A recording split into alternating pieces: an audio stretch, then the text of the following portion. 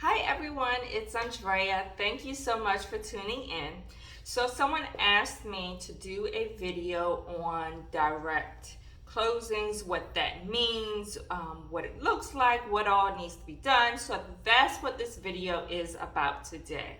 I'm going over what going direct means, how to get it, how to actually go direct, and how that looks as far as pay, because that's the most important part. All right, so when you are going direct, and know that when I say escrow or title companies, they're interchangeable. We're talking about the same exact thing here. So when you are going direct, you are directly working with escrow companies or title companies. So you're cutting out the middleman, so to speak. You're cutting out the signing service. Typically, what happens is a title company has a closing. They contract the signing services, and the signing services contacts us. Now, of course, that signing service has to make money too, because they have employees, they have staff members, they have people calling us, right? Scheduling the appointments, and thus we are the ones that are closing the appointments. So going direct means you're cutting out that middleman, that signing service. So typically, you're cutting out the money that would typically go to the signing service. You would be getting it, typically. So that's what that means. So the advantages of going direct, and there are quite a few. The advantages are oftentimes you are not printing anything most of the time. Sometimes they still ask you to print, but most of the times you are not printing anything. Oftentimes you're not traveling anywhere. Oftentimes they have you come right to their office and you conduct the closing right there in their office. You're not traveling to the borrower's homes or anything like that. You're not printing off documents because they've already printed them off in their office where you're now stationed. So it definitely is a money saver for sure. But oftentimes when title companies are asking you to work with them and you're working direct, they do sometimes have special requirements. For example, some title companies may have a requirement of you must have $100,000 or more of E&O insurance. Or they may ask for a certain amount of years of experience. That's not for all title companies, but I just want you to be prepared. Should you start marketing, there may be that requirement out there that may be an issue if you're new to being a notary or a loan signing agent. Okay, so there's that. How do you get direct business? Well, there's quite a few ways. First and foremost, market yourself. So what I did when I started marketing myself is I created a list of all of the title companies, the escrow companies that are in my area. I created a list. I Googled everything. Google is your best friend in this situation. Created a list. It had their names of the title company. It had if their website had the specific names of the escrow officers and stuff like that, I took note of that too. I had their addresses, their phone numbers, and if their website had email addresses, I had that too. Addresses. I'm sorry, that's not even a word. Anyway, I had that. So I compiled a list of all of my local escrow and title companies, and then I went out to them. I had goodie bags. I had, and inside of those goodie bags, I had pens. I had hand sanitizer. I had headache medicine. I had peppermint oil for their temples. Like I had, what are those things? Vitamin C. Like I went to Dollar Tree and I got some really good stuff. Not stuff that just looked cheap, but really good stuff. And I put a lot of thought into it. And shucks, I even went over to Walmart and spent some money there. And so at the end of the day, these bags per bag probably cost a few dollars. And I was dressed to impress. I presented myself. I also, in that bag, had my business card. I introduced myself. It's that, I say it's that easy, but oh my goodness, going up to their door and talking about me is a hard thing to do. It almost feels like you're going on a job interview, and you all know how nerve-wracking a job interview can be. So you want to do this periodically. Therefore, they get comfortable with who you are, spark up conversation, things like that. When you go, you want to ask for like their business cards. If you want to ask if you can be introduced to the escrow officers or the title officers, and ask for their business card and ask if you can keep in contact with them. If you can just periodically keep in contact with them, letting them know your schedule or whatever, because they need your service, but they also need to grow to trust you. And oftentimes what I was hit with was, oh, we have our own in-house notaries. Well, here's the thing. Everybody goes on vacation at some point. Here's my business card, just in case you find that your in-house notaries are not available. Certainly give me a call. But thank you for talking to me. I appreciate it. Things like that. Like, that you'll probably get rejected a few times. But it's okay. It's okay. As long as you're making connections and they have your gift bag, they have your business card, you'll be in their memory somewhere, okay? Another thing is attend community events. And no, I'm not talking about the community fair. I'm not talking about a little picnic the community's having just for anybody and everybody. I'm not talking about that type of event. I'm talking about the events where business owners are gonna be, where loan officers and lenders and all, like, I'm talking about the big wigs. All right, so we're gonna have to put on a show. All right, so for example, in my area, we have what's called business after hours, and it's where local businesses, the big wigs of the town, come together. They eat, they drink a little wine, they eat a little cheese and crackers, and they all stand around and talk to one another and market themselves. I'm talking about that kind of event. So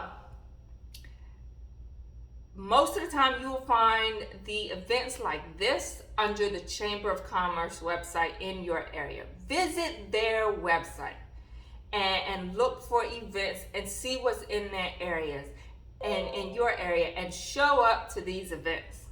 I'm telling you, and dress the part now. You want to be presentable. You want to play the game, because you came for business. So you got to present yourself as such. So you go to these businesses, you have your business card. You go to these events, you have your business card. Also keep on hand other items that are typically asked of you. For example, your commission in Maryland, your TIPIC license, your E&O insurance, your W-9, what else is there? Your business card. Yeah. Keep all that, keep copies of that in a folder. Should someone ask and you be mingling with the right people, you have all that ready to go. All right. So keep copies of that in a folder and go to these, like I said, here it's called Business After Hours. But go to these chamber events and present yourself as who you trying to be. If you boss lady, walk in there like, yes, I am boss lady, boss man, whatever. I'm the king of the world. Walk in there and present yourself as such, and start mingling and having conversations. All you're doing is making connections.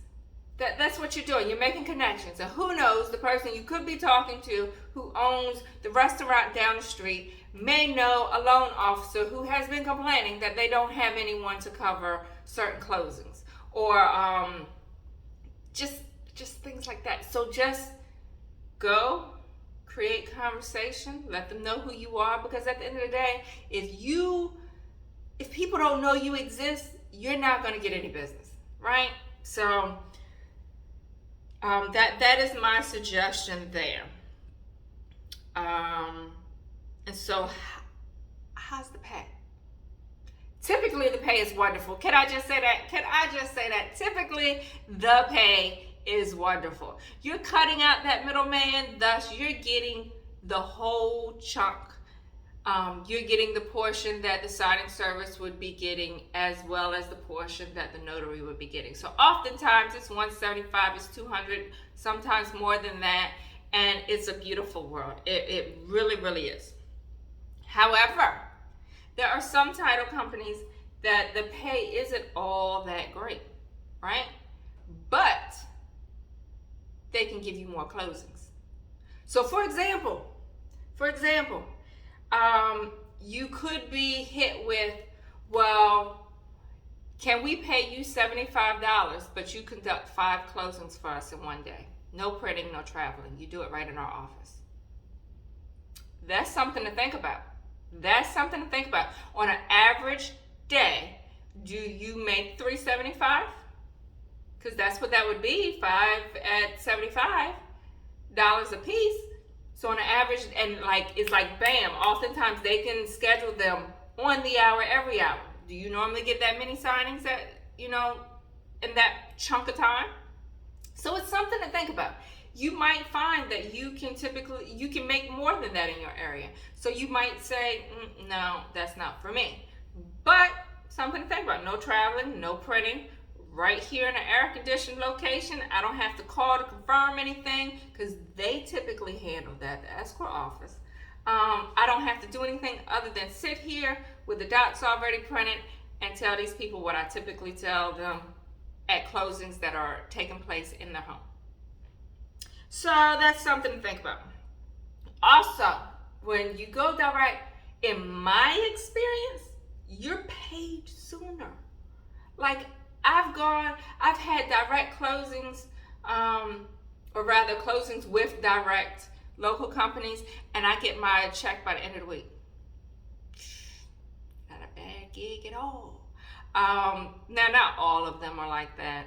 Not all of them, but hey, in my experience, most of the time, I'm paid sooner with direct local companies than I am with signing services. So, hey, I love direct business. Now, I've had direct business that went through signing services. And so at the end of the day, they found that they liked my work, they liked my style, and so they started calling me themselves. Now, I'm not telling anyone to poach, and what poaching is when you have a signing company who has, has a closing, and the title company is right in your area, and you reach out to that title company and tell them start calling you instead of going through the signing service. Now that's poaching, and a lot of signing services, once they find out, they are not pleased that is happening because thus they're missing out on money. So I'm not advising you to do that you got a closing and now you're poaching to that title company. Don't do that. But what I am saying is if you don't have any closings from them and you do your research, compile all the escrow and title companies that are in your area and then reach out to them, that is the best way to market. Another thing is sending them, now once you make these connections, you make these relationships, like I said, ask them if it's okay that you stay in contact with them. And then send them a weekly email saying, hey, I'm free on this day. Like give them a little miniature synopsis of your schedule for the week, letting them know when you're available. And if they find that they need your services, by all means, give me a call. So you're making those connections and you're keeping them. Therefore, you're fresh in their mind. So yeah, that's the gist of going direct. It's a beautiful thing most of the time. I've never had any bad experience going direct. So there are some people who they have. But at the end of the day, this is our business.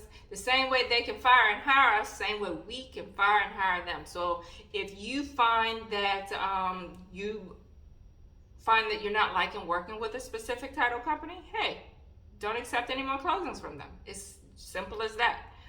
But in my experience, I've never had any issues. I did walk into one title company and I was trying to market to them, and I just had a bad vibe from them. Like she looked she looked at me when I came the second time. She's like, "You've already come here before." And I said, "Yes. I just wanted to make sure that you all knew that my services were available." And it was two ladies. They both kind of just looked at me like, no. But hey, that's okay. Because guess what? They ended up calling me anyway. So that was funny to me. Anyway, yes, do your research. Market to these companies. I know it can be scary, but do your thing, because at the end of the day, we're trying to get something that we've never had, or we're trying to accomplish goals. I'm trying to get. We're just trying to do big things. We're just trying to do big things. So kings, queens, walking there like y'all don't know who I am, but I'm about to show you something.